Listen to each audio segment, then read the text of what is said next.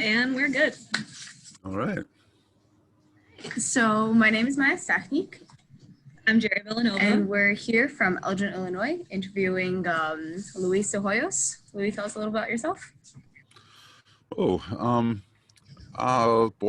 I started out as a photographer when I was in high school. I love to do art, and photography was a way to do quick art. But I always thought that, you couldn't get paid to do this kind of thing. I was brought up in the Midwest, I think, like, the host here. And, I come from a working class community, and I always thought, well, never in my wildest dreams did I think you could make a living, doing photography. And then a photographer came and talked to our class, a photography class, and he's from the local newspaper. And I used to deliver newspapers as a newspaper boy, back when you got paper newspapers and got them delivered to home. I was one of the kids that delivered it to the homes, and we had a really good photo staff at the local newspaper. And this guy, I started to realize that, man, this guy gets paid for this. That there's people that do this. And then I became on fire. I wanted to work for National Geographic, since I was a little kid. National Geographic was one of the most popular magazines in the world.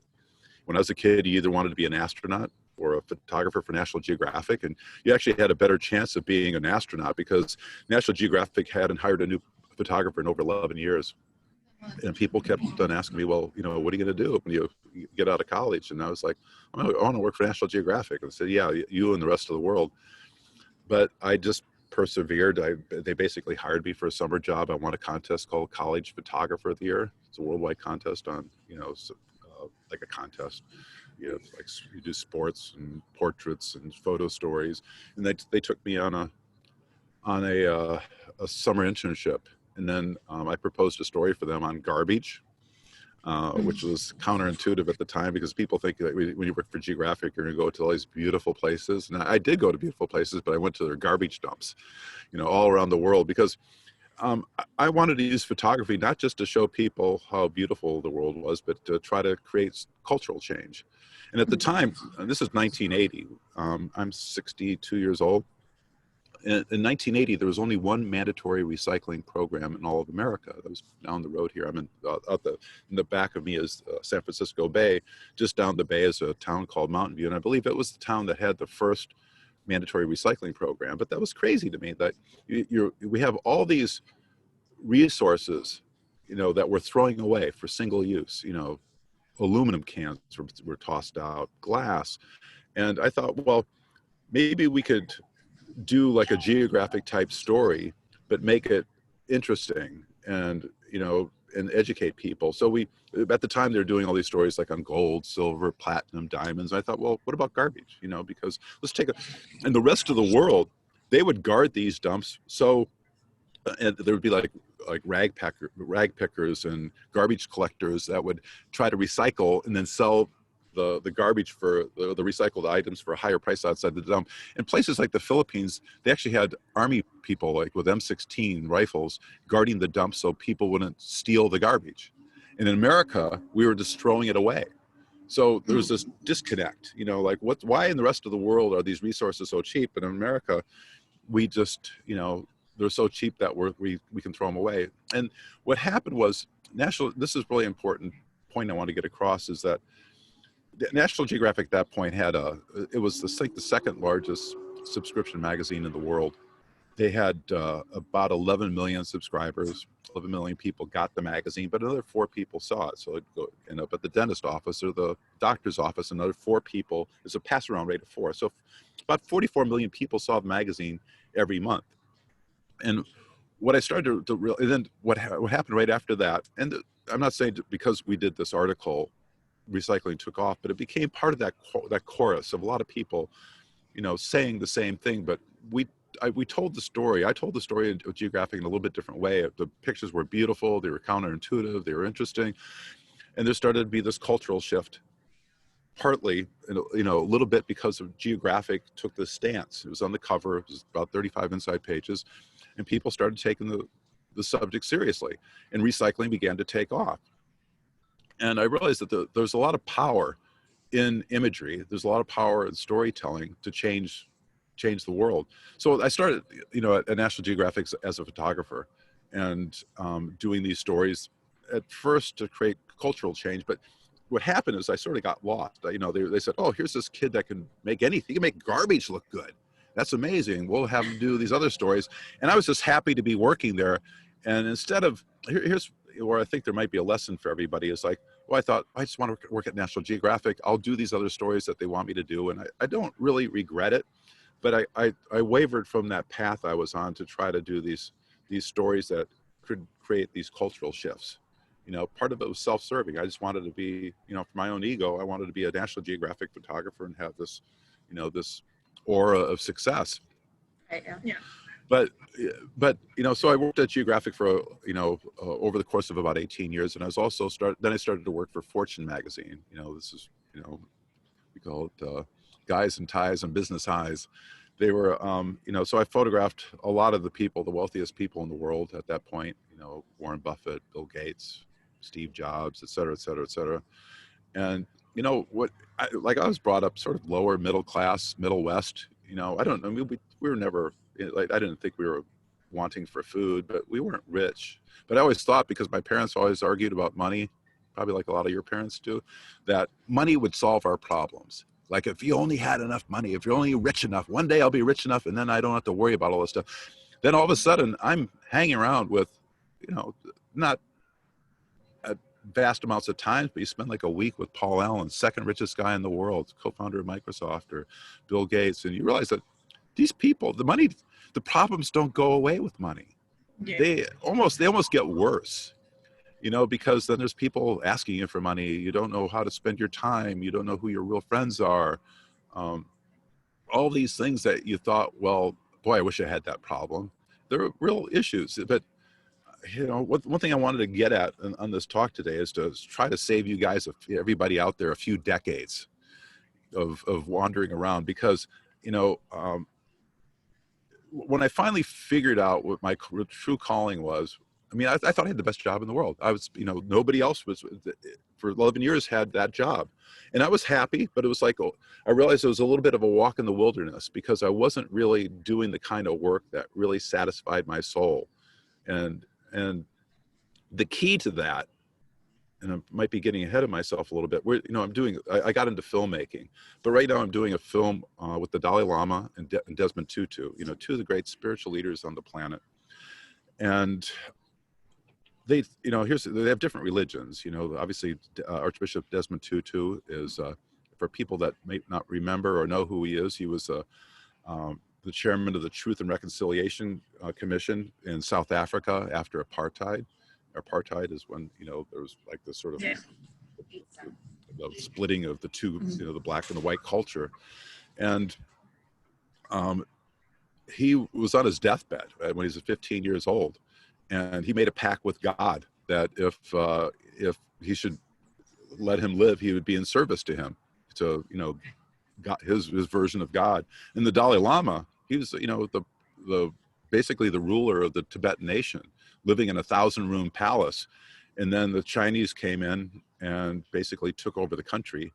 And to prevent a civil war, he went into exile in India. And so he lost everything. He lost his power, he lost his community, he lost everything. So both the Desmond Tutu was losing his health, the Dalai Lama lost his country.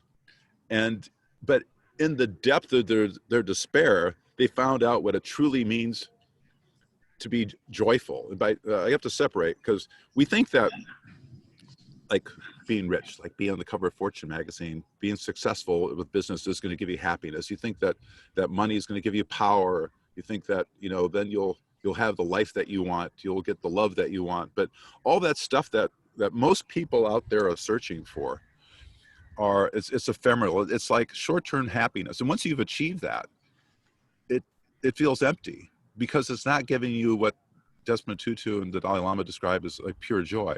Joy only comes when you're in the service of other people for the higher good.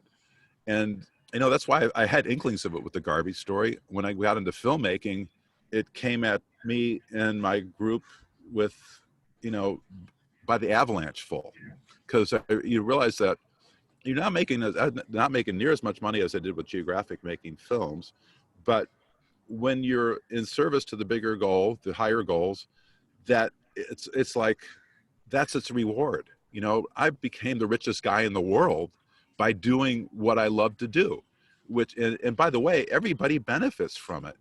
You know, it's if you look at the films that we did, The Cove, Racing Extinction, and more recently The Game Changers, it's a win-win-win almost for everybody, except I'd say in the dolphin hunters in the case of The Cove, they're not winning, they're losing, but it's a, you know, what we're trying to do with films or photography or this, you know, this kind of life of service I'm talking about, whether you're a student or, and by the way, you can do it at any level of your life. It's just being present, looking at like, how can I be the kindest person I can be in this moment? It's not like waiting for the future, not waiting till you have the money to finally, you know, be able to give or to be in this kind of service. You can do it right now, you know, with the person next to you, with, you know, every time that you look at a new obstacle in your life, do it with, okay, how do I get through this? How, you know, can I use this moment to be the best version of myself so I can improve? And every step of that way, if you're in service to that vision of this higher goal, trying to improve yourself, trying to improve the life of other people, you'll be the happiest person in the world, whether you're taking out garbage, whether you're working, you know, in a cafeteria, whether you're the CEO of a company or, you know, working for some, but being in alignment with those core values of being in service to the greater good is going to make you the happiest person in the world, no matter what you're doing. Absolutely, yeah. So I think it's safe to say that you working with these documentaries and films has sort of fulfilled that for you, It's right? sort of what, sorry? It's fulfilled that search for you. Yeah, and I didn't really put it together, you know, that's what was happening. I just thought, well, I would love to do this. And I didn't really, you know, put a thought on it. I just thought, well, this would be an interesting new part of my life.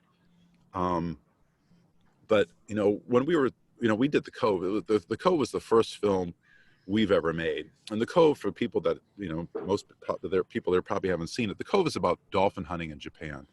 In Japan at that time, you know, this is about 12 years ago, they were killing about 23,000 dolphins and porpoises every year for human consumption. They were eating them. They were actually feeding them to school kids, even though dolphin meat, porpoise meat, is the most toxic meat on the planet. It has these, because there's 6 trophic levels of the food chain, from, let's say, algae up to swordfish and tuna and dolphins. And every level of these 6 levels, you add another 0, another multiple of 10. So an order, it's called an order of magnitude. So you go up 6 levels, there's 1,000,000 times more heavy pollutants in swordfish than there is in algae, and dolphins are the worst. And it's toxic. Dolphin meat has been shown to have anywhere from 5 to 5,000 times more mercury than allowed by Japanese law if it was a fish. Of course, dolphins and porpoises are mammals, so it's sort of escaped this, you know, this health regulation that they have, or standards. But they were feeding it to school children for school lunch programs when we were doing this. And they were going to be putting it all around the country and trying to kill as many dolphins and porpoises as they could for human consumption. And because of that film and the activism around the film, that number went down. I think for the last year that there was reported totals, it went down to 1,610. So because of the film and the activism around the Cove, it numbers dropped over 93%. You know, and I thought, when we did that film, all I wanted to do is try to stop what was going on there. And we come a long way towards making that happen. It's still going on over there. And by the way, they don't just kill them for human consumption. They kill them for, you know, the dolphinariums, like the Sea Worlds and the seaquariums of the world. You know, they don't actually get them right now from like that. They have their own breeding programs, but still, you know, you have an animal like a dolphin, and some dolphin species have way bigger brains than us. They have more convolutions of the gray matter, so there's more synapses, there's more connections there, and they have an extra lobe in their brain. You know, we have 4, they have 5, and these animals are, you know, if you're looking at it and we had their brain, you'd say, oh, this animal's more intelligent. You know, but because we're humans and we like to think of ourselves as top of a food chain, like somehow we're on this apex that, you know, they can't do computers, they're not on Skype, so they can't be that smart, but, intelligence sometimes can be viewed as your ability to survive in your ecosystem with the least amount of damage. That's one, definition of intelligence. And you look at what we're doing in America, or I'd say all over the world, we're creating the 6th mass extinction on the planet. There's been 5 mass extinctions on the planet. We're going through a 6th one right now that's completely human caused.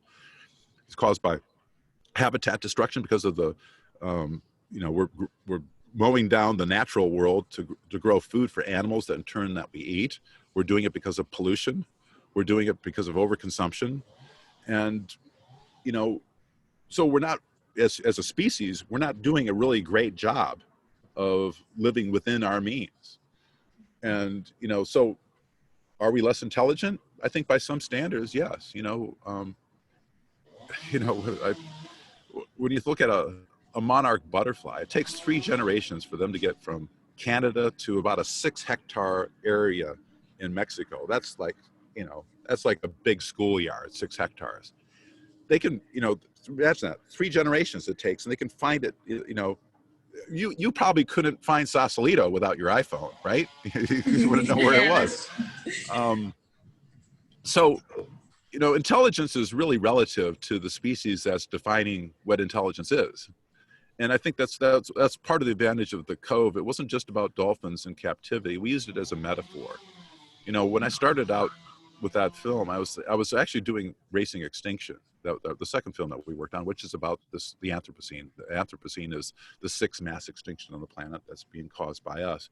And I run an organization called the Oceanic Preservation Society. When I quit photography, I started this organization with my buddy Jim Clark. Jim Clark was the guy that started Netscape. That was the first commercial internet browser. Silicon Graphics, which was the way that people could first do games in three dimensions in real time, and that allowed people to design everything in real time, like on computers. And then he started WebMD. Was his company. He started 3 companies from scratch, and I photographed him for the cover of Fortune magazine. And he said to me, "Louis, would you teach me how to be a good photographer?" He's starting a company called Shutterfly. He said, "Would you teach me how to be a good photographer?" I said, "Jim, I'll teach you how to be a great one if you teach me how to be a billionaire." And so we would travel. He picked me up on his plane, and we travel around the world into dive spots, and we saw that. He'd say like, "Oh, I want to take you to the best place I've ever seen diving," and we'd fly off to Papua New Guinea. His boat would be waiting for us. We'd sail for a day and a half. He'd drop in on the coordinates, the GPS coordinates, and the dive site that he remembered as the best in the world was rubble. It was just gone. Maybe dynamite fishing. We don't know what was caused. We weren't there, as it was happening. But it seemed like every time we went to a really beautiful place and we come back to it, over the course of about 10 years, it was being destroyed. But the third time we were in the Galapagos, we saw a fisherman. We came up and there's fishermen illegally fishing for sharks in a marine sanctuary. And he said, "Somebody should do something about this." And I said, "Well, how about you and I?" He said, "What do you mean?" And I said, "Well, we'll use your money in my eye and we'll make films." And that's the way that we got into, making documentaries, because back then he, still does have a lot of money by, mortal standards. But, he's like, he's a West Texas, he came from a trailer court. His family was dirt poor. And, he wanted to change the world. This guy did it all the time. This is what gave me the belief that I could do something, because I was hanging around this guy. He became my best friend. And I was thinking, what makes him so different? Here's a guy who started, Google before Google. He started, WebMD. He started Shutterfly. He started, Silicon Graphics. He was the Steve Jobs of our generation. And what makes him so special? Oh, and by the way, John F. Kennedy, the president of the United States, who called to put America on the moon by the end of the decade. This is in the early 1960s. Jim was working for Boeing, who was making the engines for Saturn. He was a college kid, and he hears the John F. Kennedy speech, and he goes, "No way is this going to happen." The problem is where he's working. Like all the computers, all the scientists would back then. Computers weren't like iPhones and small. They were like room size, you know, machines that people would put these cards in that had little holes in them, these punch holes. And Jim's job was to take all this information from the scientists and put it into these computers and he said, it's not happening. The holdup is right here where I'm working every night. When the scientists go home, my job is to put it in the computer, and that's holding up the moon landing mission. So he sped up the computers by 20-fold to make it happen.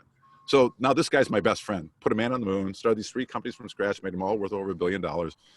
And I'm thinking, you know, and he came from a more impoverished background than I did by far. I thought, what makes him so different? And he's smart.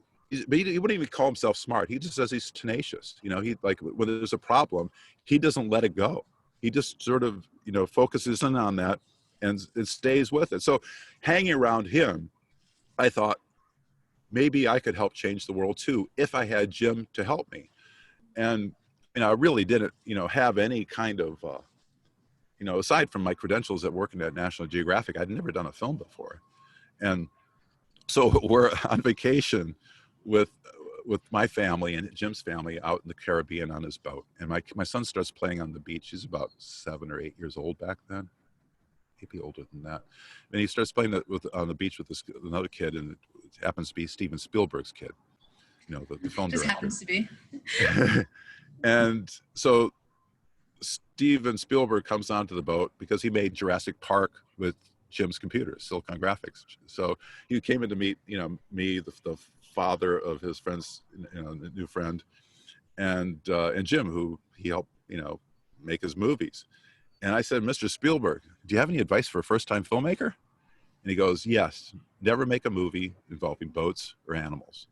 Now, I'm supposed to start the Oceanic Preservation Society. We're going to be doing a lot of boats and animals, right? And, you know, I'm thinking, oh my God, what have I gotten myself into?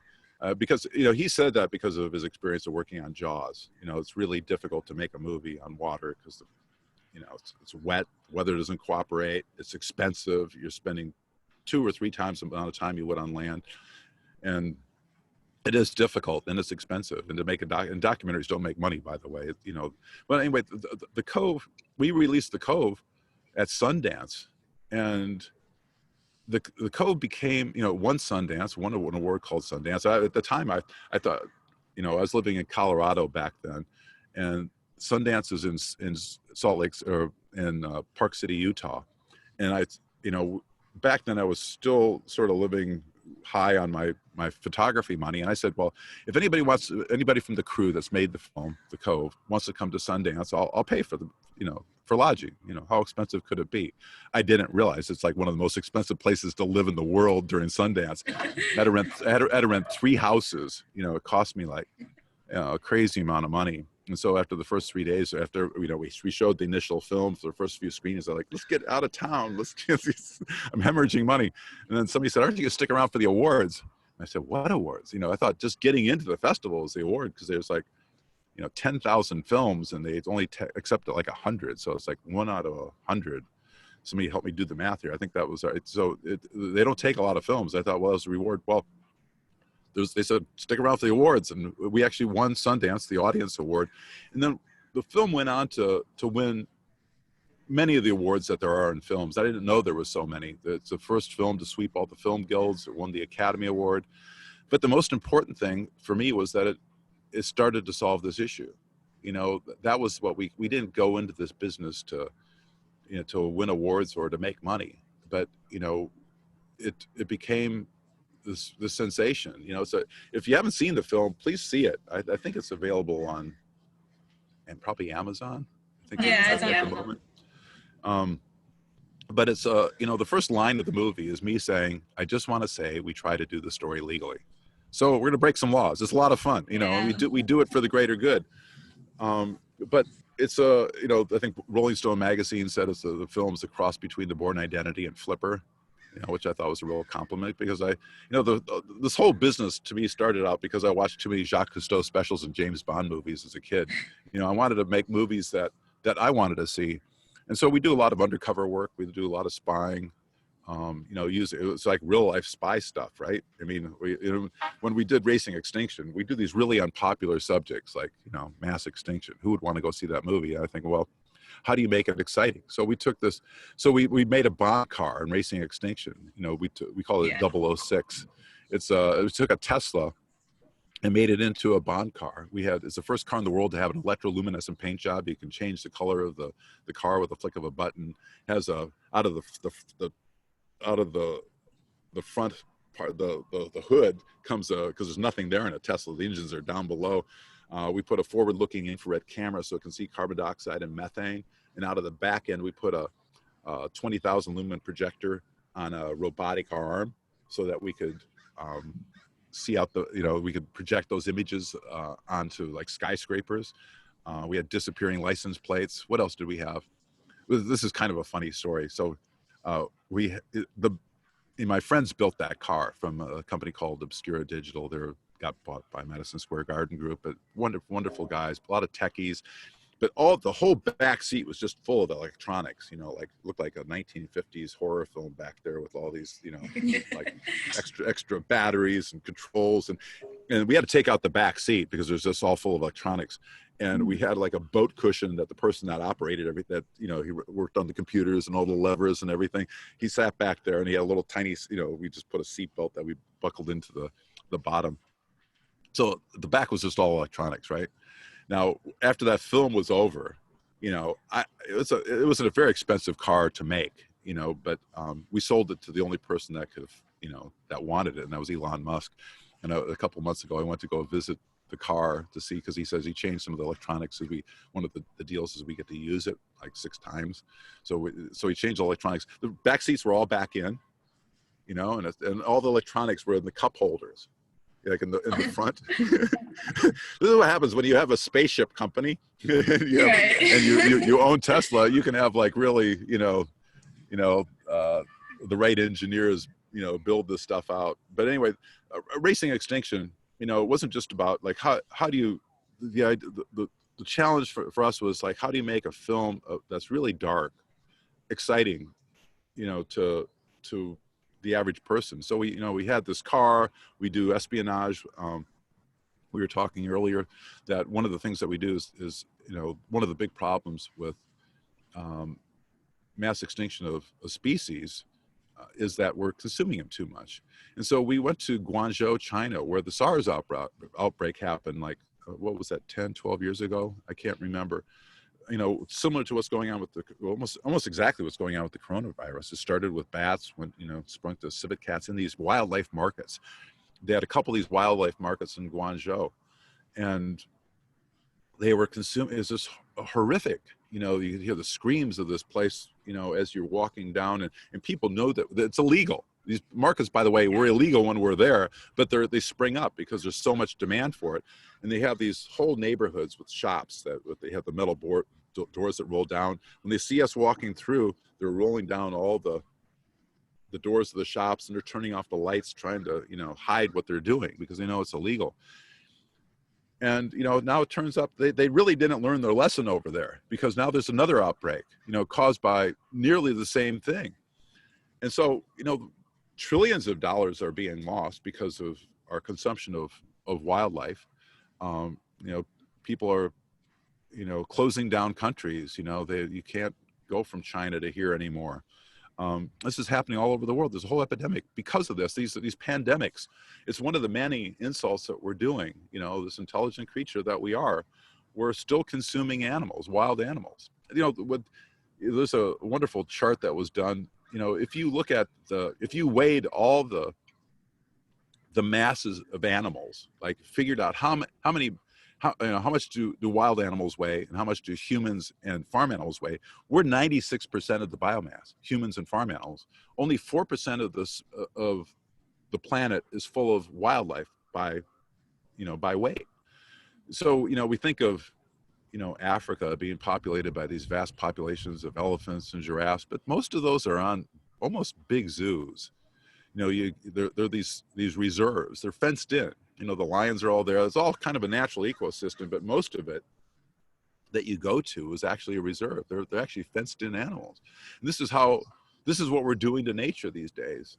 And, part of, what we're trying to do, at my organization is trying to scale social change en masse.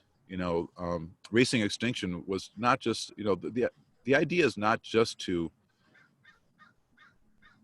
create awareness about these subjects. It's like, how do you create action? Yeah. And so what we did, and this goes back to what we did with at National Geographic. Once 10%, there's some studies that were done on the science of social change, and the scientists did some computations on like what percentage of the population do you need to have to create a tipping point, like on the suffragette movement, women to voting, the civil rights movement, Arab Spring, and it turns out it's always the same figure, 10%. 10% of the population, 100% committed to social change, is the recipe for this happening. It's not 50% or 51% as you would think it would be.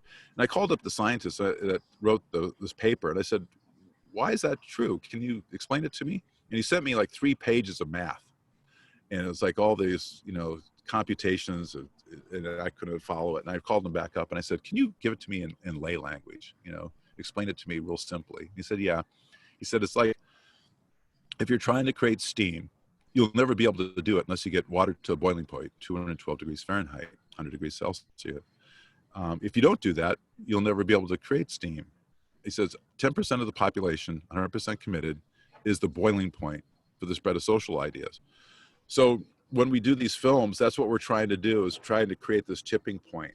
One of the things that we do in Racing Extinction, it's we showed the film on Discovery Channel, and Discovery did something that they've never done before in their history. They turned almost all their channels over, Animal Planet, Discovery Channel, et cetera, over to Racing Extinction. So they started in New Zealand as the sun came up over there, and when it ended in California, like I forget what it was, 16 hours later or whatever, 36 million people have seen that film in 220 countries and territories in one day. But I realized when we made that film, even though Discovery is one of the biggest markets in the world, they have access to about 2.5 billion people. Not everybody's going to see the film. So we did these projection events, these large, projection events of endangered species on iconic buildings. We did it on the United Nations.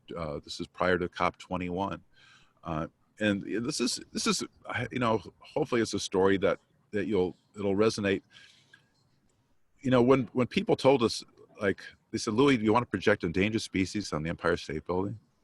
That's crazy. It's going to be too expensive on a Saturday night in New York City in the summer. People, the press organizations won't be able to afford the overtime to have people stay there late because the sun, comes late. You can't do projections until it gets dark. It'll be too expensive to pay for people for the employees to document it. In August in New York, all the important people are going to be in the Hamptons or over in Europe. So it'll be a non-event. And we did it anyway, because I thought this is I thought we could get worldwide attention. This had never been done before at that point. Nobody had ever done these projections on the Empire State Building. And we had, well, can we, is this a good time to show maybe that little clip from what we did on the, go for it. Let's remember how to do this again. Share. Okay. Yeah, share screen. Okay, here we go.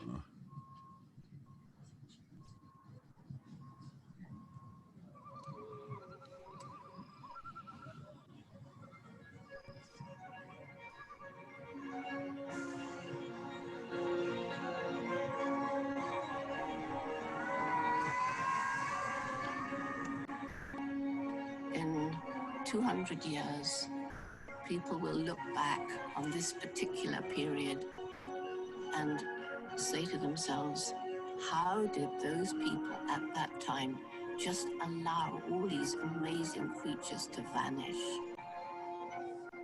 But it would be very little use in me or anybody else exerting all this energy to save the wild places if people are not being educated into being better stewards than we've been. Yeah, that was a clip from Racing Extinction. Stop sharing. Okay, so how do I? You're good. We see you. You're back? Okay, good. Yeah, you're back. And And so, you know, we did these projections. We had, you know, then remember, this is after our producer saying it's going to be too expensive. Everybody says it's going to be a non-event. We had 939 million media views by Thursday. This is after a Saturday night. And the first 4 days, we were the top trending story on Facebook and Twitter for 4 days worldwide. Mhm. And I thought, there's no way we can, you know, we hit it out of the park. We can't get any more attention on this subject than that. And then the Pope called. The Pope wanted to do the Pope wanted to do projections on the Vatican during COP21. Can we show those?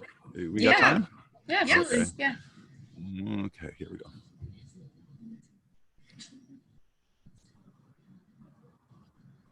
You can talk as long as you want.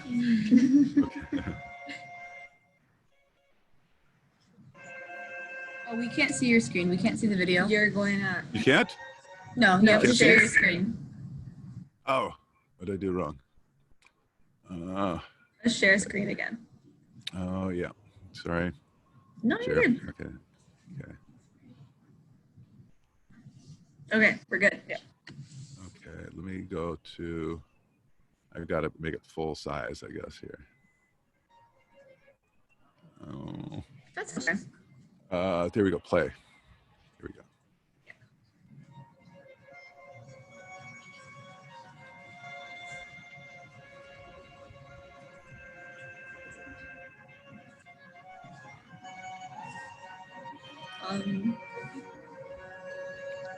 There's I think it might 225,000 be- people. I think it might be frozen On your screen? It's not playing for us. Really? Yeah. I don't know. Let's see. I may do stop share. Then I'm going to go to share. I'll try it one more time. Sorry about that. No, it's okay. So new share. Can you see my laptop now? Yeah, we can. Can you see it now? Yeah. Yes. We can. There you Oh, go. we're Yeah, good. now it's good.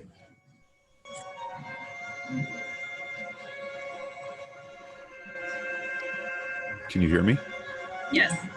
Okay, this is 225,000 people watching this live in St. Peter's Square in Rome.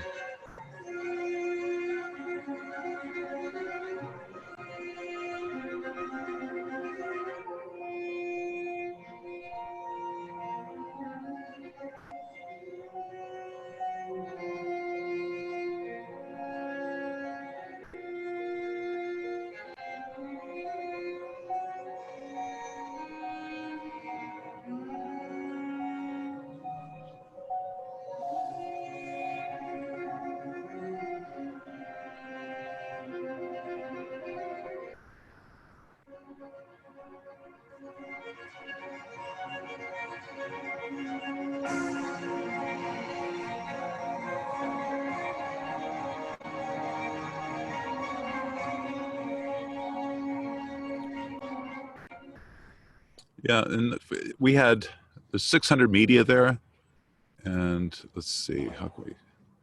We can see you. You're back. Okay, good. Well, you can still see me. Oh, I think I lost you. Oh, what did I do? Can you see me? Yeah, you're here. Okay, I lost you, so I can't see you. But if you can see me, I'm good with it. Okay.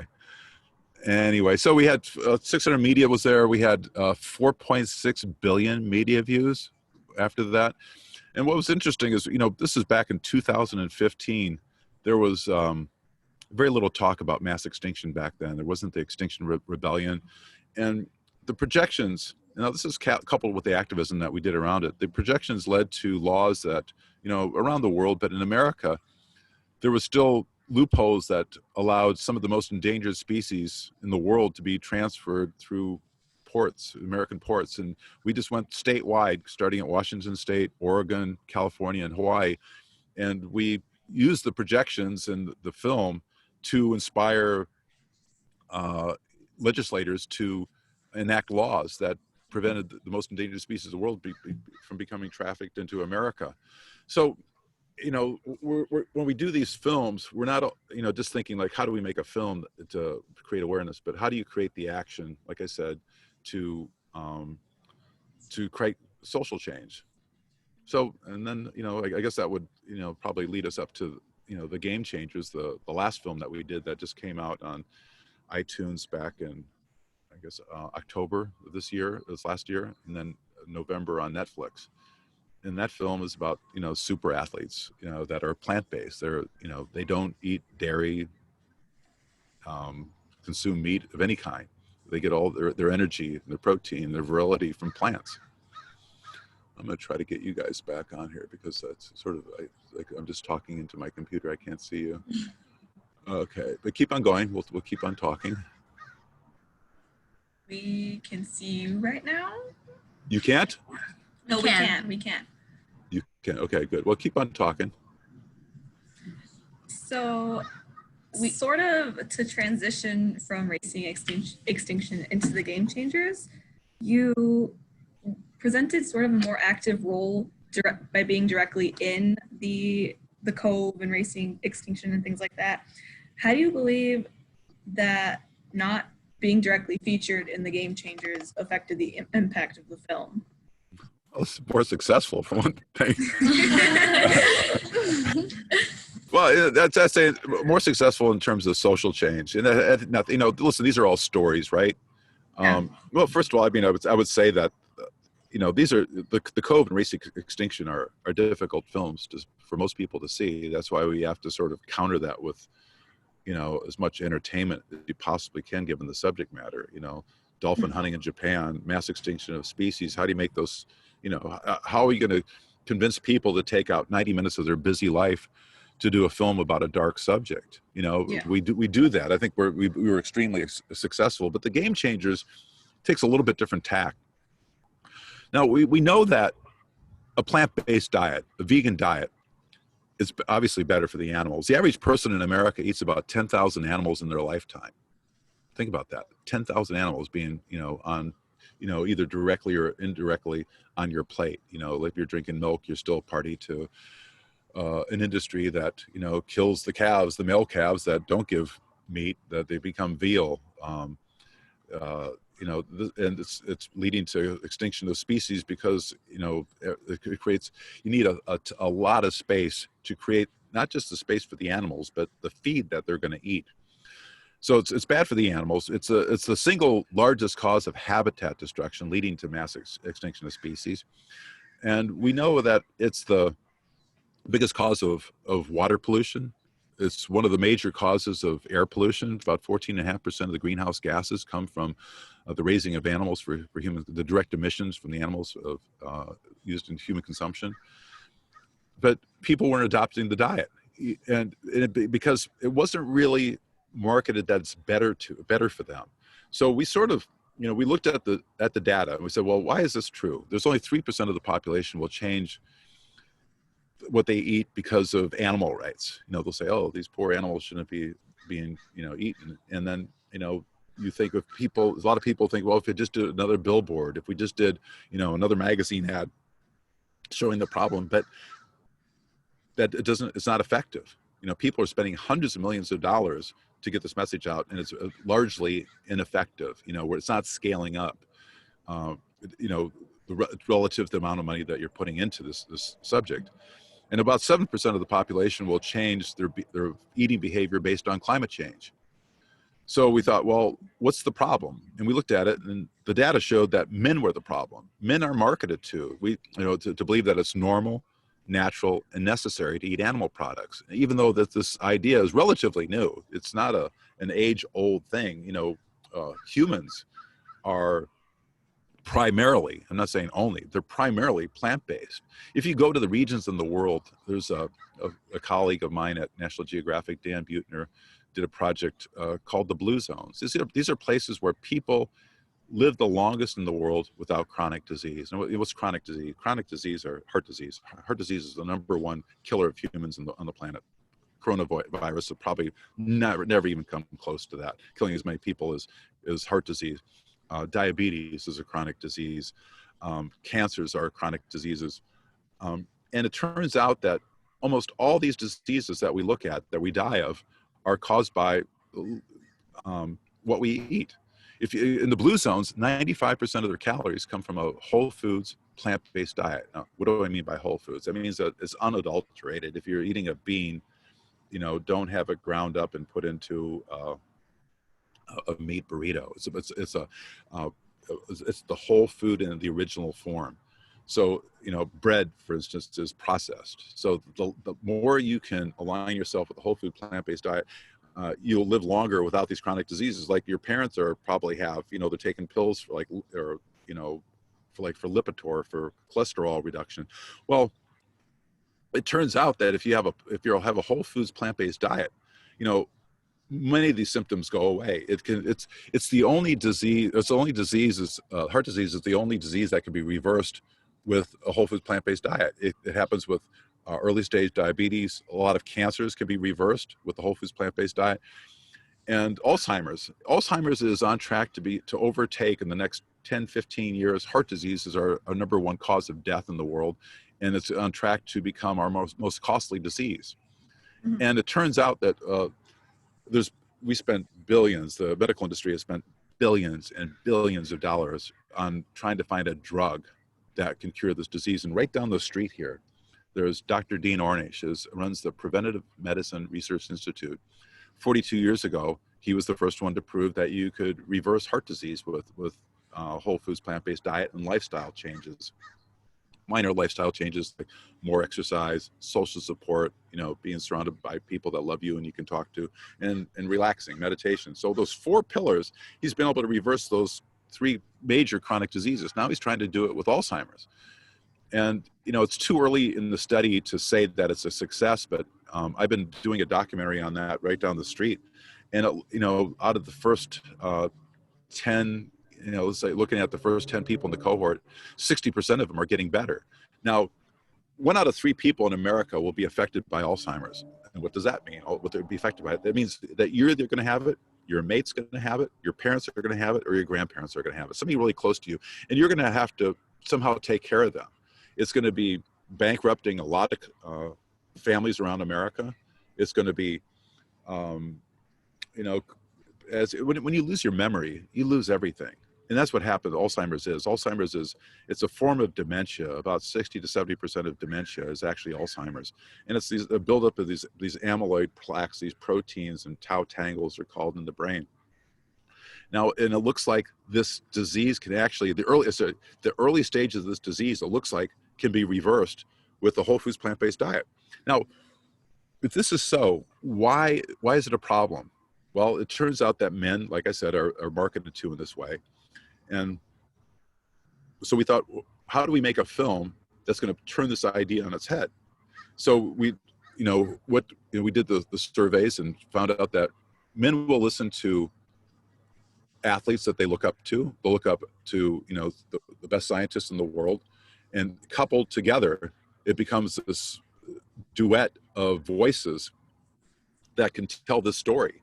And so we found this, you know, this guy, James Wilkes. He won the Ultimate Fighting Champion, and so he's a cage fighter. He's a killer. He actually trains the Navy SEALs. He trains the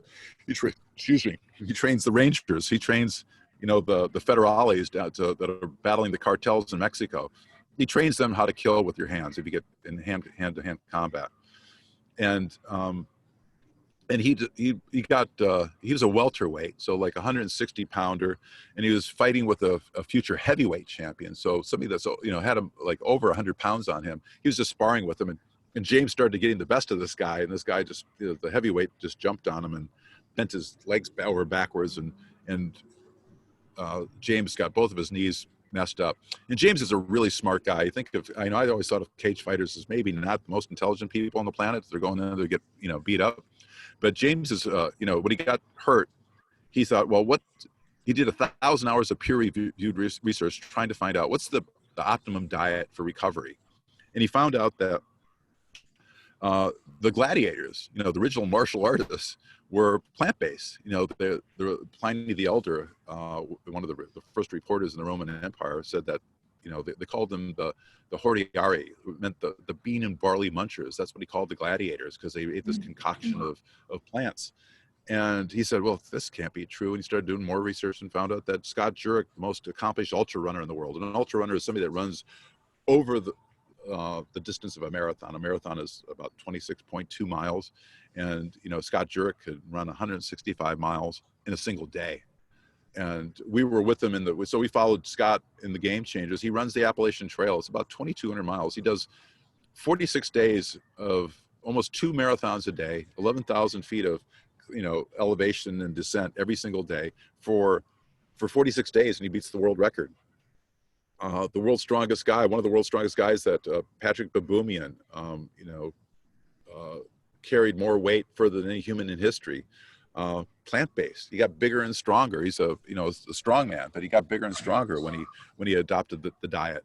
So we started to tell these stories of James Wilkes's journey, you know, the Ultimate Fighter, and meeting these other, you know, superheroes and these other lines of sports. And it turns out, you know, the film, like all of our films, it premiered at Sundance, and you know, you always think that you're going to be a little bit delusional, you know, in the back of your mind, to think that you can make a film and you can change the world. But in the first 9 days that Game Changers was on Apple iTunes, it became the most watched documentary and independent film in their history. In the first, I think it was 30 days on Netflix, it became the most watched documentary in Netflix. And it shows no signs of slowing down. I was just in Australia last week, and it was hard to find somebody that hadn't seen the film. I was talking to one guy that used to work at the United Nations that I met at a conference, and he said, I haven't seen the film, but if I do the film's been out about 3 months. He says, if I do a dinner party at my home, nobody's going to come unless I serve a vegan meal because of your film, The Game Changers. He says, I got to see it. So the film is, you know, worldwide, the Google searches, and this is one way to figure out if, you know, what's trending, you know, worldwide searches for a plant-based diet. I don't know if I can get back to show you the screen.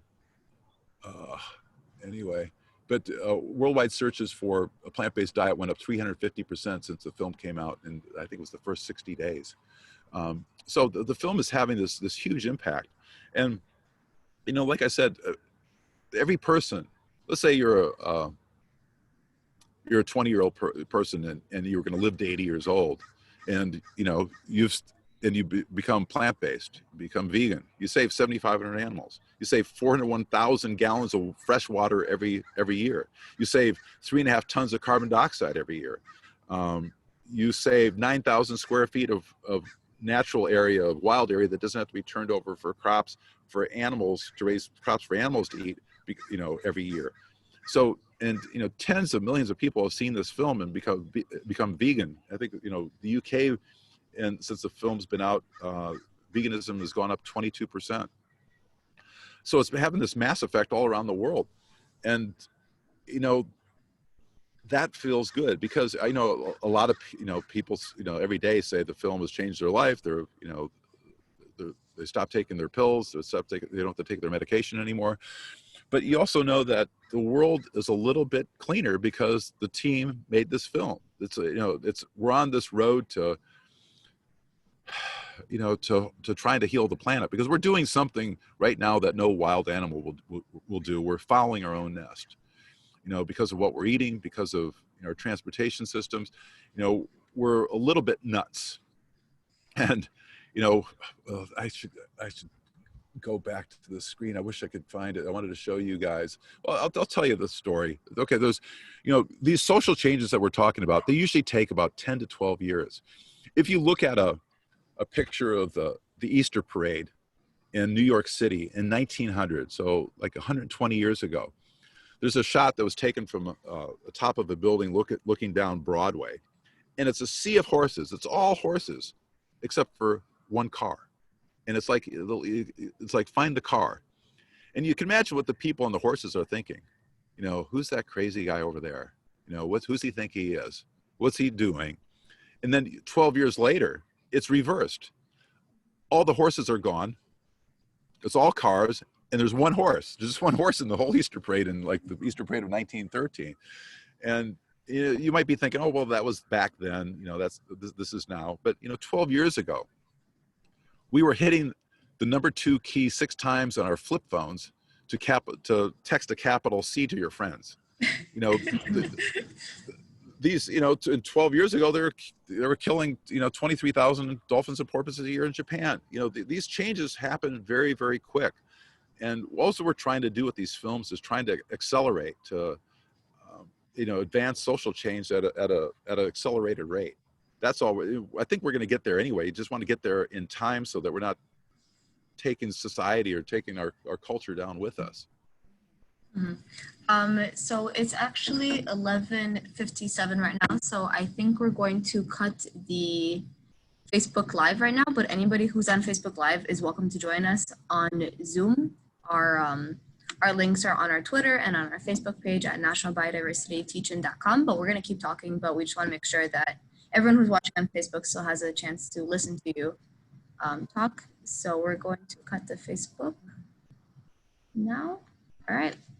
I have a question. So I know that activism a lot of the time is kind of seen as this really inaccessible thing. We see all these different stories about people, cutting out their everyday lives and throwing themselves into all of these activist movements. So how do you think, people, students can, what impact do people have on a small scale and small actions?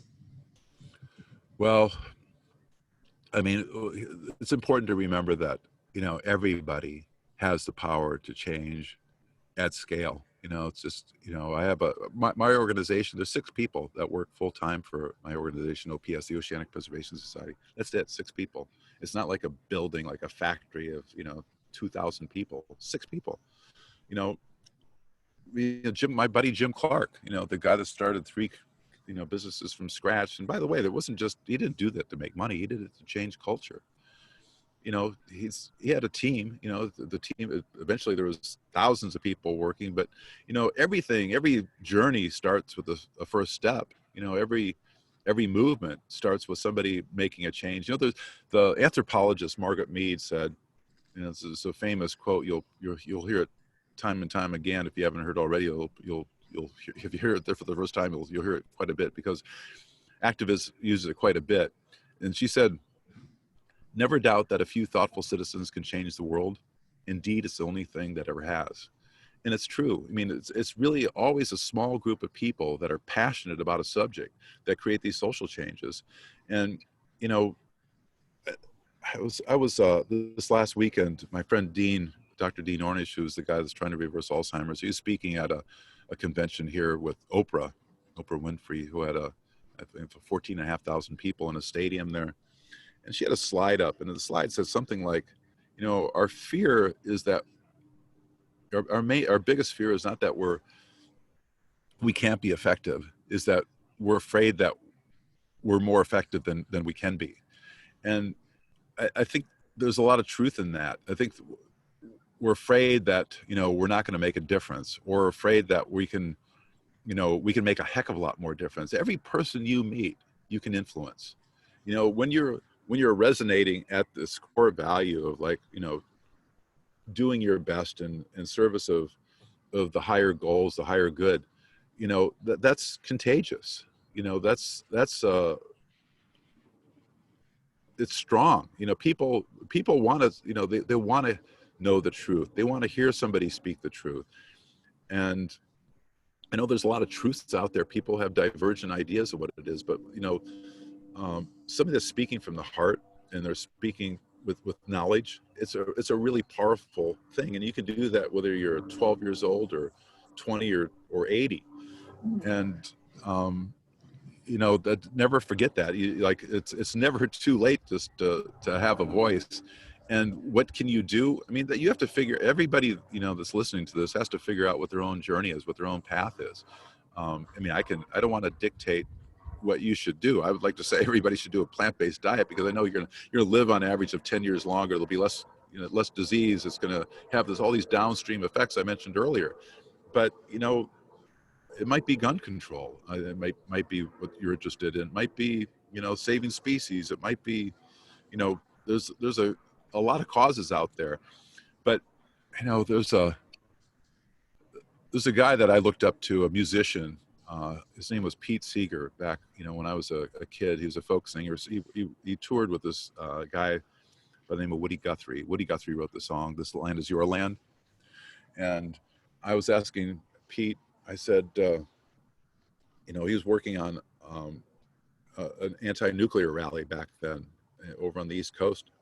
And I said, why are you doing this? He said, well, everybody's always asking me, why don't you like help us over here? Why don't you, do this, do that? And people are always telling me what I should be doing. And he says, as long as, like, he said, there's an old Indian parable where, like, he said, like, this cultural change that we're all speaking of, it's like you're trying to push a log up a hill.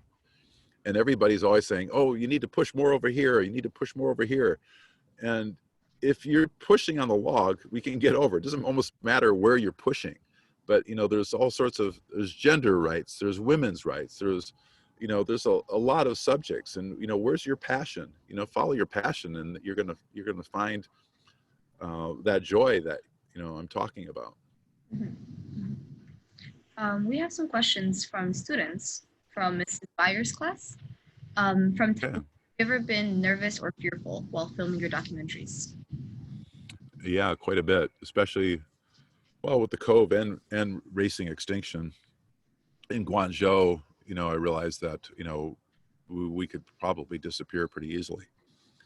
And we hadn't talked to the State Department or told people where we're going. It was really hard to communicate in a lot of these places.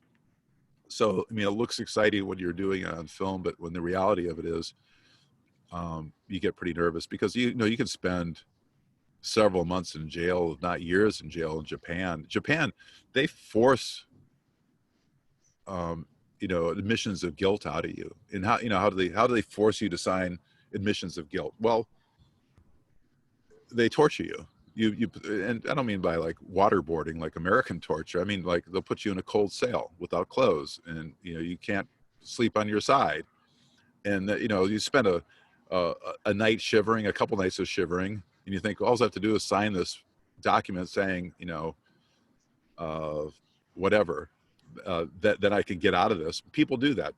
They get 98% of their admissions by putting people in jail, and because they just wear them down. They know what it takes to get a confession out of people, and that's how they do it over there.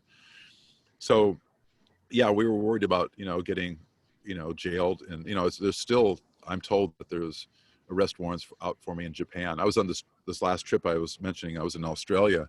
I did a trip around the world, and coming back home, the host of the event had me routed from Australia to Japan back home. I said, no, I can't do that. I'll be able to get into Japan. I might not be able to get back out because there's arrest warrants out for us for conspiracy to disrupt commerce, trespassing, and I was told photographing undercover police without their permission. But yeah, I've been scared. The fishermen were always carrying these long blades on their sides, these sort of these long fishing knives, and they were pissed. A lot of times they go to work, they're drunk, and people, they're not being their best, most rational self when they drink. So yeah, feared for our lives then, feared for our lives in racing extinction. And by the way, it's not just us. It's not just me. It's the people that work for us. There was Crystal Galbraith and Heather Rowley. We helped bust this restaurant in Santa Monica that was selling whale meat. So this is the center of the animal rights movement is in Los Angeles, and there's a restaurant selling whale meat. And we did, several, I don't know what we call it. We went to the restaurant several times to try to bust this restaurant and got them to sell whale meat. And, we the first time we did it, we didn't have what's called a chain of custody. And I asked the federal agents, what's the chain of custody? So, well, we have to have one of us watching it. And, otherwise it's just you said, she said, you could have just bought the whale meat yourself and said you got it from there. So we realized that, we had to have them along. They tried to do it themselves, but they couldn't get the restaurant to sell to their undercover agents. And then it was a funny thing. We were in LA. The Cove had come out, and we had, done a sting, but we didn't, we couldn't publicize the results because, it wasn't legal. And then we were in LA for the Academy Awards.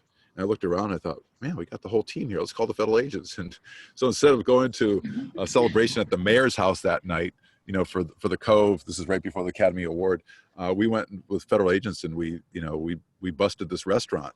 And the way we did it was like Heather and Crystal went in with undercover cameras, and at the bar was like, you know, Fish and Wildlife agents from, you know, Customs, et cetera, et cetera. They were all lined up at the bar and watching this all go down. So we'd have, you know, this chain of custody. And so we won this is like on a, you know, my memory is like on a Saturday night we did this, and on a Sunday night we won the Academy Award. Then it was like front page news the next day that, you know, the team that won the Academy Award for the Cove, they were, you know, when they were in town, they were also busting this restaurant. And, you know, I know that we were all, that night we were probably less worried than the other nights, you know, because then you think, oh, God, you know, how dangerous are these people when you catch somebody doing something illegal? You know, that it shut the business down. People lost their jobs. You know, it's a horrible thing, but, you know, it's also a horrible thing what they're doing. They're selling endangered species in a country that they know they shouldn't be doing it. But when we had the federal agents along, it just felt like, okay, now we're here with people with guns, you know, we're safe. But when you're in foreign countries that doing this kind of work, it is a little bit scary. But, you know, the other side of it is like, you know, when you think the goal wasn't to make the film, the goal was to try to shut some of these industries down. And when you can start to do that, you know, then you're going in with different motives, right? You know, it's not just for yourself, it's not just for a film, it's for this higher goal. So it doesn't feel like that big of a risk because, you know, the pain of us enduring, you know, some jail time is not nearly as bad as, you know, how the animals are suffering, or, you know, the tens of thousands of kids will be poisoned by mercury poisoning from, you know, school kids will be poisoned in Japan from dolphin meat. So you have to also look at like a little bit of the sacrifice, you know, that's a little bit of sacrifice your way goes a long ways towards the common good. So another question from Ms. Thayer's class from Kaylee is, how did you find out about the dolphin crisis in Japan and come to film The Cove? Well, it's actually explained in the film, The Cove. When I was doing ocean, you know, I started to do this film about called Racing Extinction. I was going around to marine mammal conferences, and down in San Diego, there was about 2,000 of the world's top marine mammal scientists talking about whale and dolphin issues. And I was just there exploring, you know, the issues. And these are mainly PhD and, you know, scientists talking to each other, these poster sessions, these 15, 20-minute papers, and very technical, very deep dives into something I just barely knew anything about. And on a Saturday night, they were supposed to have a video night, and Rick O'Barry, the guy that captured and trained the 5 female dolphins who collectively played the part of Flipper, was supposed to talk on video night. But at the last minute, the sponsors of the event, Hubs Research Institute, wouldn't allow him to talk. And it turns out that Hubs Research Institute is actually the nonprofit arm of SeaWorld. So Rick, you know, who started Rick started the whole, you know, I'd say probably had more to do with the captive dolphin movement than anybody, because he you know, captured the dolphins that played, you know, the popular TVC Flipper. And you'll see in the film, you know, so I won't ruin it for the people that want to see it, but see the film. He does a switch in the middle of the film, like the turning moment was when, for him, was when he went back to the Seaquarium. This is after the TV show's off the air. He heard that, you know, Kathy, the primary dolphin playing the part of Flipper, was sick. He went to visit her at the dolphinarium, and what happened was pretty tragic. And that was his turning point of his life. He decided, okay, I spent, you know, 10 years building this business up. I'm going to spend the next 35 years trying to tear it down. And now it's been 45 years, and he's done a long ways towards doing that. Rick O'Barry is an incredible hero of mine. But that's how I found out about it, was basically Rick O'Barry. Does the, because I know The Cove features this part where you, Rick O'Barry talks to the Japanese public in the middle of the square and talks to them about the just dolphin slaughter and children being fed all of this mercury poisoned food. And do you think that the Japanese public seems better informed now than they did at the making? Yeah, that's a, you know, whatever I say, you know, listen, if you talk to another culture, and, you know, this is, you know, people say it's cultural imperialism. Oh, well, you eat dolphins and whales, you know, but we, over in this country, we eat, you know, cows, pigs, and chicken. And pigs are supposed to be pretty intelligent too, right? So what's the difference? And, you know, that's really true. You know, what is the difference? You know, it's just one group of people eat something else. But if our pigs had 5,000 times more mercury than allowed by, you know, anybody's law, I would hope that somebody from a different culture would step in and give them this information. So what Rick and I do when we give talks to the Japanese press, we try to use the word mercury in every single sentence that we have. Like always turn it back to mercury, so that we can never, that's their Achilles heel. You know, you can't get around that. You know, they say, well, you kill pigs. We say, well, but our pigs aren't toxic with mercury. They'll say, then our job is to try to use the word mercury so that they can't edit, you know, the television or radio interview to use anything else but mercury. So that's just stay on topic. So kind of along those lines, how did the Japanese government react? Was there any reaction? Oh my God, there's a worldwide outcry. You know, their prime minister commented on this. The Carolyn Kennedy, the ambassador to Japan, commented on it. It's, you know, it's still to this day, it's a sore spot. You know, they try to wrestle with this idea that, you know, the dolphin hunters and the whale hunters, they're it's almost like the NRA, you know, in America. They have the ear of the right-wing nationalists in Japan. So they try to make this in their view, it's the Americans are there trying to tell them what to do. You know, so they've aligned this sovereignty and whaling with their, you know, somehow their indigenous rights. And, you know, we say, well, you know, these are your tradition, but there's a lot of traditions that we have that are really bad.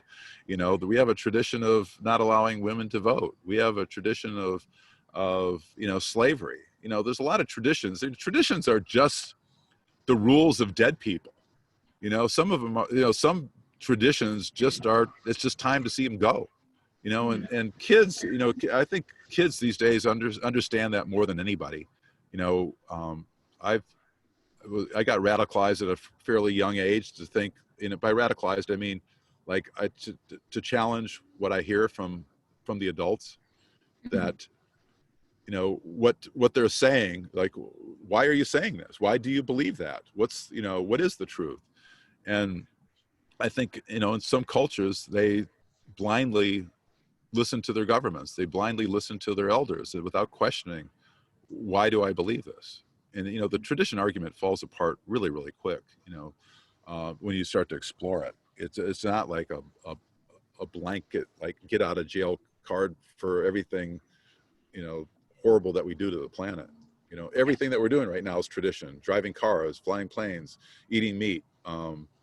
You know, there's always going to be resistance when you're attacking the status quo. There's always going to be people that are going to tell you you're crazy. They're going to, you don't understand the issue. And I think it's important to listen, you know, to really listen, and then try to figure out what are the levers that you can press that are, you know, that can cause the most change. You know, as an activist, as just a person trying to find your own way through it. But, you know, you go, let's say you go out to eat with you know, you might see the Game Changers and you say, oh, you know what, plant-based eating, that's the way to go. And then you know, you go out to eat with some friends, and, you know, you look at the menu and there's very little that you can see that you can eat. And what do? Do you just sort of slink back and say, oh, well, I don't want to, I guess I'll eat meat on this trip because I don't want to stick out? Or do you just stand up and say, you know what, to talk to the waiter and say, listen, I'm plant-based. Is there something that they can do in the kitchen? Or can you take the potatoes here and put that with this salad, so I can do quinoa where you're gonna get plenty of the protein? Or can you do a burrito but leave off the cheese? There's a gazillion things you can do, but stand up for yourself. Take some pride in what you put into your body, what you put into your head. Surround yourself with friends that think healthy, that are, you know, that are also forward thinkers, that also challenge the status quo. You know, you can start groups, you can, you know, join organizations. There's a lot of people that, you know, it helps to be around like-minded people, but also, you know, it's also important to remember that to create social change, you just can't hang around the people that that think like you have to go sometime to create cultural change. You have to go into the places where people aren't thinking like you, and you have to be able to talk with them. Right. I think there's absolutely, especially the game changers, you talk about this culture of, weightlifting and athletics and how there's this expectation that you have to eat meat. So how do you think is the best way to kind of specifically target that demographic and people that you have to?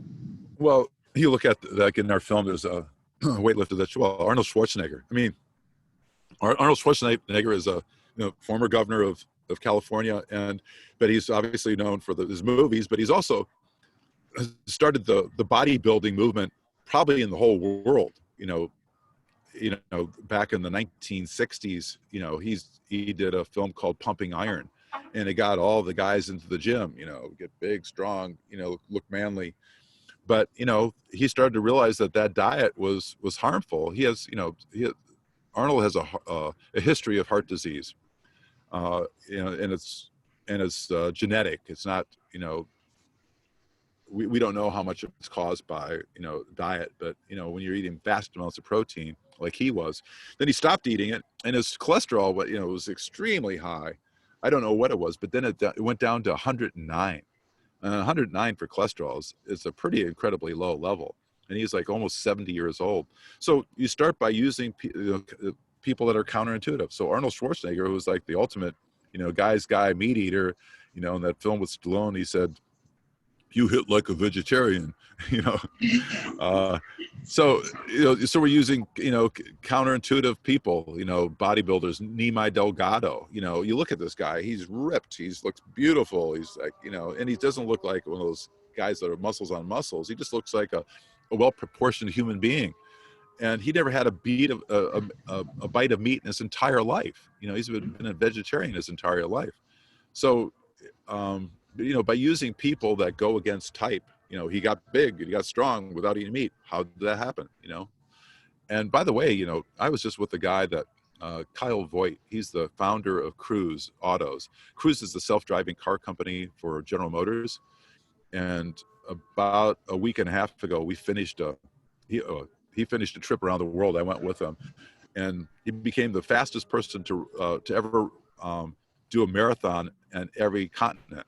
So we started in Antarctica, and 81 hours later, he finished after going through all 7 continents, he had run a marathon in 81 hours.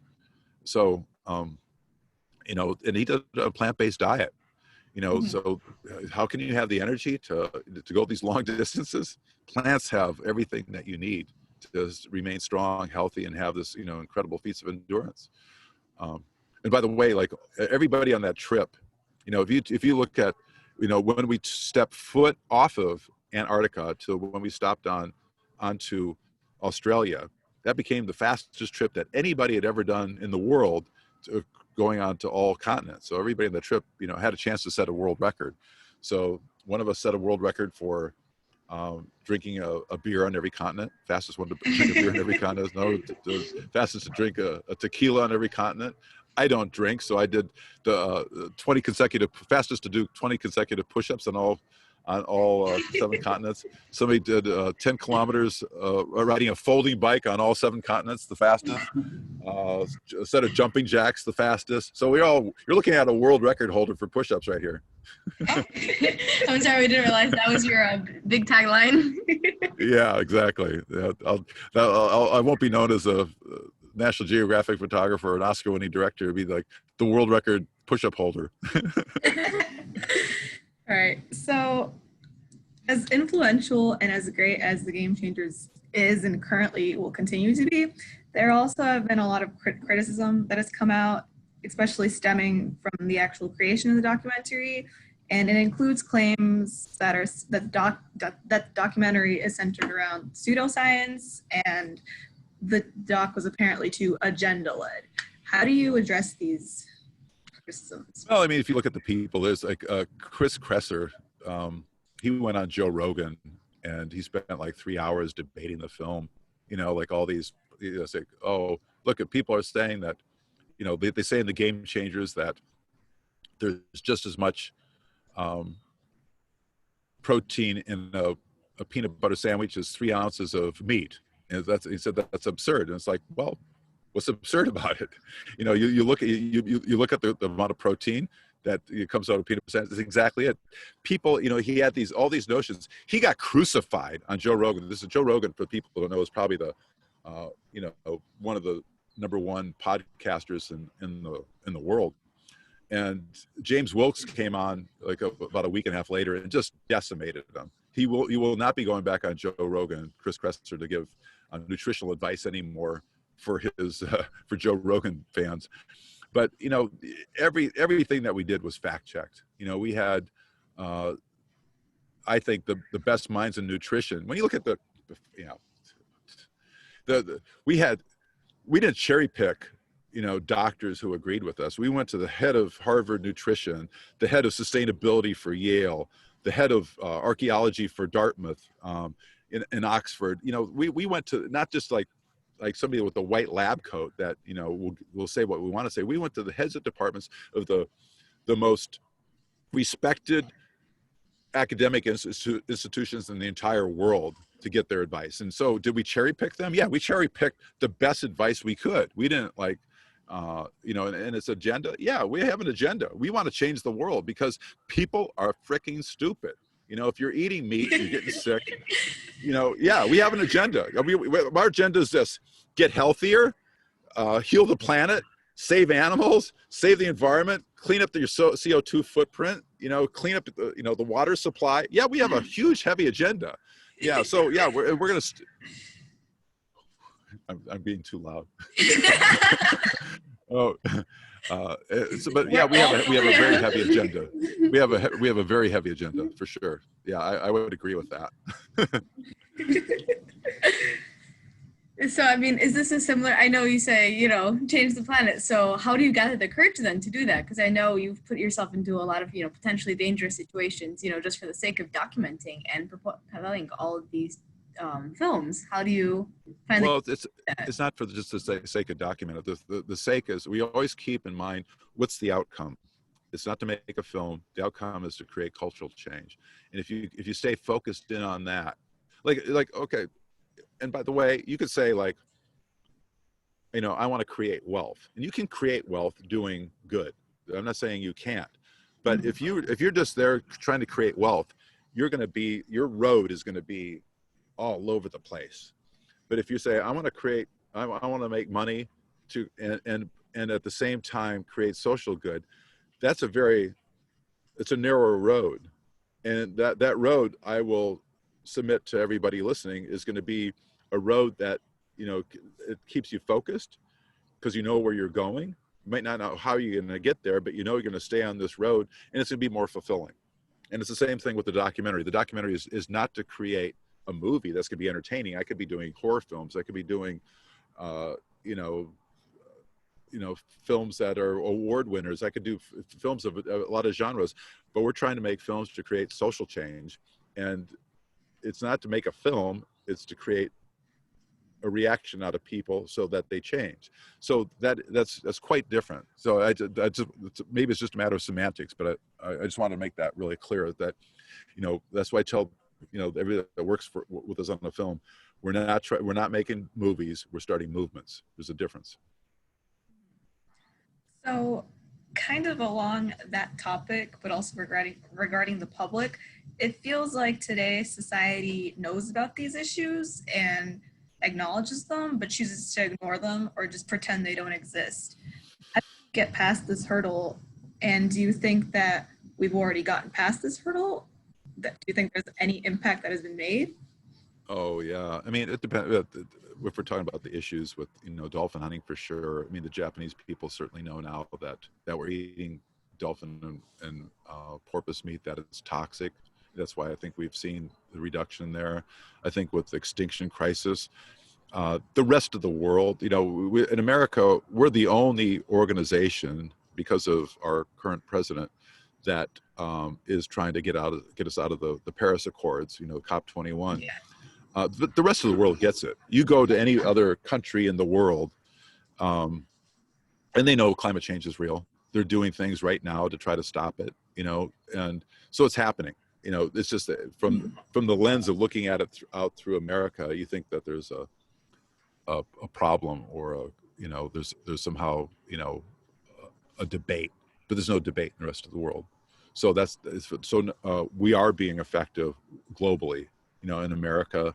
And, I think 70% of Republicans now believe in climate change, whether it's caused by humans or not, we can debate that. But I mean, that's changing, and it's going to change with kids, by the way. It's going to change with the younger population. Educate your parents.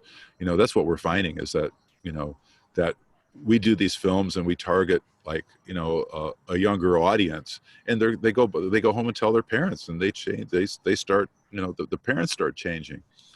And people are ready to hear this. But we do know that a plant-based diet is better, and when people see the Game Changers, it's a game changer. People, they see the film and they start to draw these connections. Oh, the reason that mom has diabetes, or the way dad has heart disease, is because of what he's eating.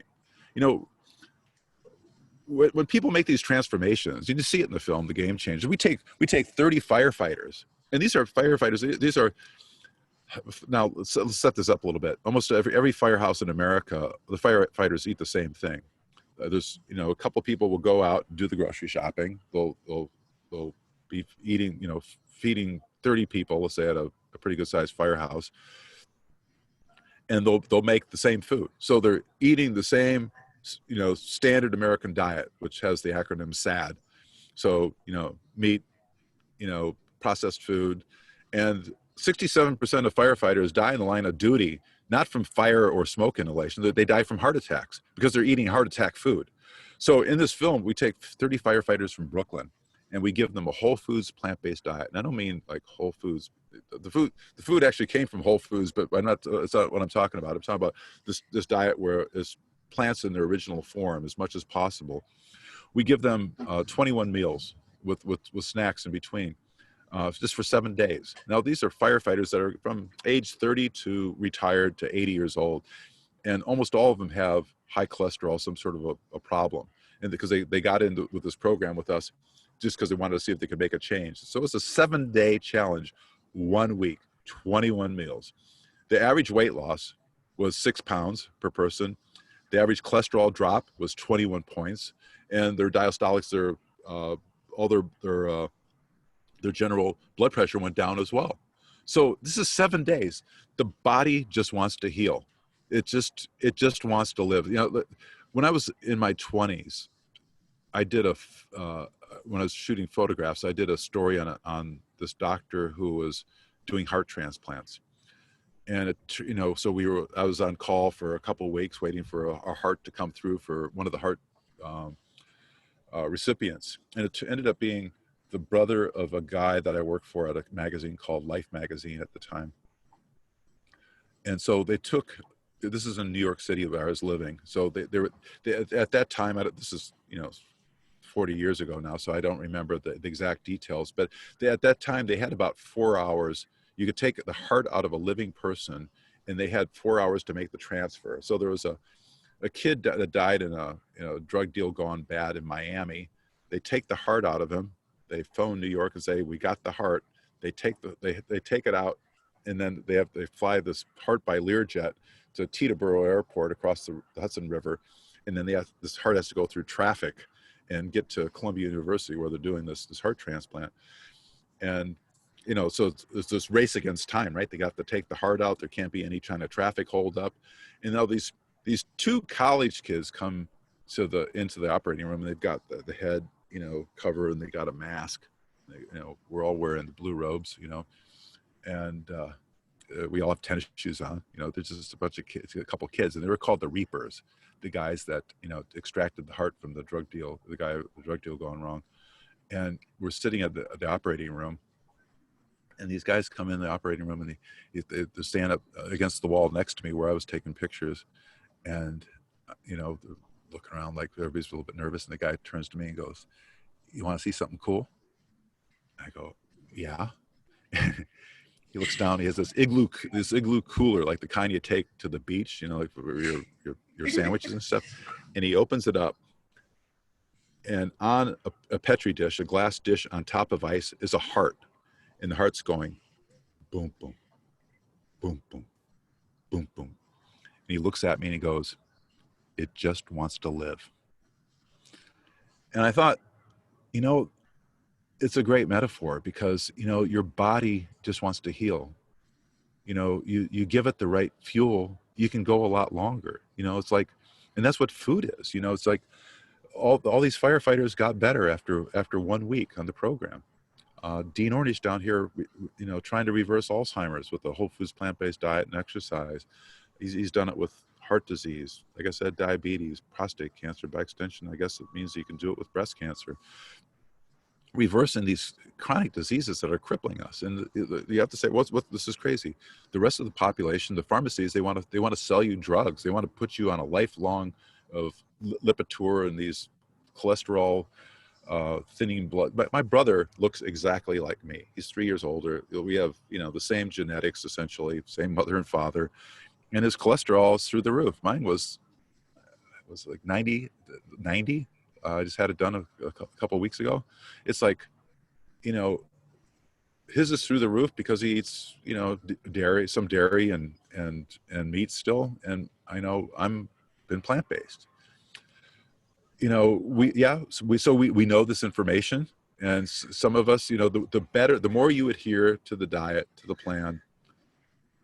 And I would say this with almost everything, you know, like with the goal I said of like trying to be in service to the greater good, the more that you adhere to that, the more joy you're going to have. The more you have a plant-based diet, the more you exercise, surround yourself with loving friends, the more you can relax and just enjoy life, smell the roses, you know, be outdoors in nature, the better you're going to feel. And the more you can stay on that path, the better you're going to feel. That's all I can say about that. Like, why do you think the American perspective is so different in comparison to what? Just trying to feel your body correctly, and you know how I think there's a impact globally, but not here. Yeah, I think I think we're more impacted by money here, you know, and you know, we have this, you know, you look at what's going on with climate change. You know, the climate change debate is being fueled by the oil companies. I talked about this friend of mine, Jim Clark, you know, the guy that, you know, created all those wonderful businesses. Well, one of his good friends was one of the Koch brothers. He knew the Koch brothers. He knows them all. You know, a couple of them, they've just died recently, Freddie and David Koch. And they're fueling the debate, you know. So this is one of my best friends that knows these guys. They're the ones that are, you know, they have big oil refineries. They make their money from energy, and these are guys that are like MIT chemistry students, right? They know what's going on. And I said, you know, the Koch brothers, what, you know, why do they do what they're doing if they know that, you know, they're doing all this damage to the environment? He said, self-interest. They're doing it out of self-interest. You know, when you have, you know, they make, you know, tens of billions of dollars every year, you know, gross money. It's a private company. It's hard to tell what they make, but all these organizations, I tell you, there's a funny story. They do it out of self-interest, and they're doing it. You know, they'll tell you stories that, you know, listen, I was at the Aspen Ideas Festival when we did Racing Extinction, and these are a lot of smart people there, way smarter than me. But I'm showing the film, and I'm signing up for everything I can because there's a lot of interesting people there, and I find myself at this luncheon with about 20 people. And I'm sitting next to Marvin Odom, who's the president of Shell Oil. And I think, how did I get here? You know, but then Marvin starts talking to this group. He says, well, you know, we have scientists looking out 50 years, and we're going to have to double our energy output if we're to meet that demand. And I, you know, they didn't interrupt him, but I waited till he's done. I said, Marvin, we have scientists looking out 50 years, 500 years, 5,000 years. And if you burn all the oil and gas that you want, you know, we're not going to have the coral reefs. You know, we're losing the environment. We're losing the atmosphere. I said, you know, we're losing plankton. Plankton's responsible for 2 out of every 3 breaths that you take.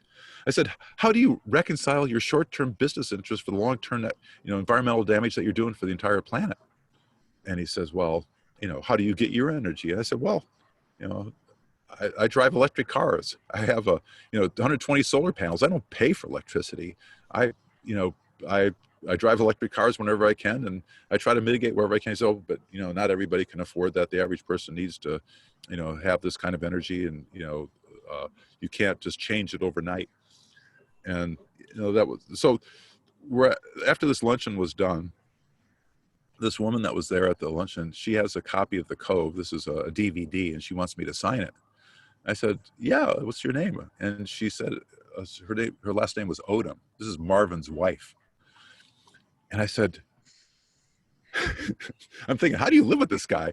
And I said, well, so you're a fan of The Cove, and you've seen Racing Extinction. What do you, you know, how do you, you know, how should we be addressing this? He said, keep on doing what you're doing.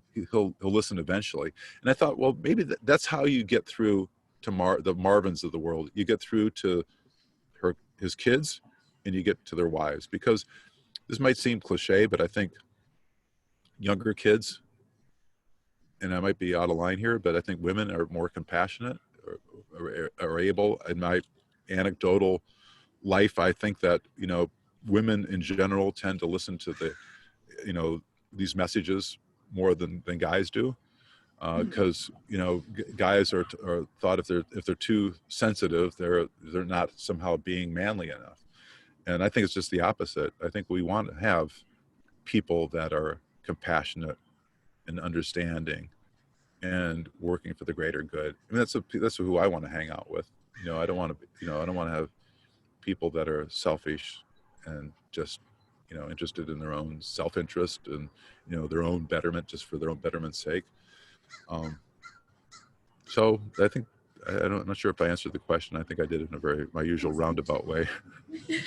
No, definitely did enjoy the answer. We've been talking for about an hour, 40 minutes now, which was probably about 40 minutes than we should have. So we're down to our last few minutes. Is there anything that you'd want to say, maybe summarize, just Address? What do you want us and the viewers to walk away with? Well, you know, this idea that you can change the world, you know, that, you know, I've got a lot of, you know, history behind me, but you guys have a lot of history in front of you. And that, you know, everybody, I don't care who it is out there, you know, there's always going to be somebody that's smarter, has more money, you know, more beautiful, more handsome. Everybody, no matter what your lot in life is, has an opportunity to experience joy, that the kind of joy where you can't wait to wake up in the morning because you're so excited about life. And I guess whenever, you know, when I was, you know, I took a break in college to work, and I meant like really work. I was working for Pillsbury Grain Company, and I was, I'm not kidding, I was almost suicidal because I just hated work. I hated the people most of the people I was working with. I didn't enjoy the, you know, the work hours. It was like 12-hour shifts for like 2 months in a row without a break, without a weekend off. And I thought, oh, this is what the working world is like. And that really motivated me to go back and, you know, apply myself more to college and, you know, get a good education. But I think everybody, you know, you have a choice right now in this early part of your life to you know, set the course right, so that you can set yourself up for success. So, I mean, I was talking to a friend of mine that is, I work out with him. He's a rock star. And I said, you know, if you could talk to your younger self and, you know, would you change anything? And the consensus that we had was, yeah, I mean, there's a lot of things you could probably save a few decades if, you know, you could learn what I just told you about what the Dalai Lama and Desmond Tutu said, you know, about the path to joy, you know, being in service to other people. That's, you know, save yourself a few decades and, you know, question what I just said and say, look, what is it that you could do to, you know, set you on that path. And but listen, you're young, you're just exploring. Read, you know, read things that and listen to things that you maybe that you're kind of interested in. You know, get outside, break outside the patterns of what you usually do. Open yourself up to new friends with, you know, interesting ideas, and surround yourself with good people. You know, people that look after themselves, that that look after the planet. And then you can, you know, when you pick your friends, you can, you know, you can do that. You know, you can pick, you know, there's some friends I've just had to let go because they're on a dark path, and, you know, drugs and alcohol, and I just didn't want to do that. You know, I just wanted to, I want to change the world. And there's only so much time you have. You don't want to be on your deathbed and look back at the world and say, oh, I squandered it. You know, we all have a certain amount of time, a certain amount of heartbeats, and it's all about the same. You know, hopefully, you know, your lives won't get truncated early for whatever reason, but you want to, this is a gift. It's a gift to be breathing in this air, to be on this planet right now, to be able to have the opportunity to, you know, to be able to change the world, to be able to change yourself. It's such a gift, you know, and don't lose track of that. You know, it's like you wake up and there's no reason to be bored. The world is full of exciting things everywhere you go.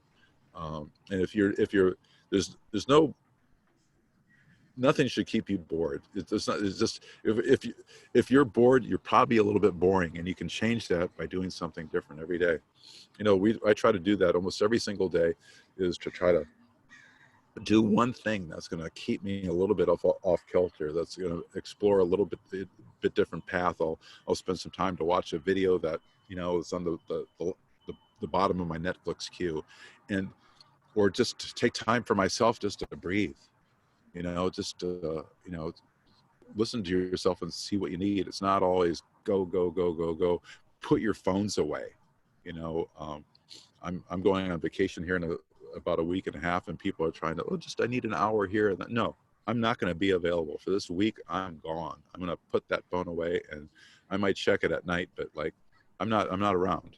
You know, we need to do that more. You know, get rid of social media, and you know, just be with the people that are next to you and be really present. That's all. I'm off my soapbox. All right, that was all quite informative, very touching, and thank you for being here and talking with us. Well, thank you for allowing me to come into your lives for a little bit. Absolutely. Hopefully we'll have you back next year. All right. Thank you, everybody. Cheers. All right, thank you. Bye-bye. Thank you. Bye. Bye-bye. Oh, there you are.